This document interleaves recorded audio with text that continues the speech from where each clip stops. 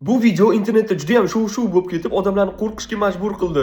Bir qarashda buni oddiygina sharra videosi deb o'ylashimiz mumkin, lekin eng qo'rqinchli joyi it bilan odamni diqqat bilan qarab turishligi bo'ldi bu videoda.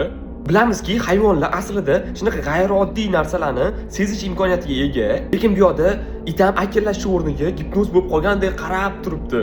Lekin bu yoqda eng qo'rqinchlisi, kommentariyada odamlar yozishicha, videoning orqasida, ya'ni ko'rinar-ko'rinmas joyda qanaqadir sharpani o'tib ketganligi bo'ldi. Videoning kommentariyasi teoriyalarga to'lib ketdi. Ba'zilar aytishicha, bu oddiygina video kamerani sifatini yaxshi emasligi, boshqalar aytishicha, bu aniq paranormal holatlar bilan bog'liq.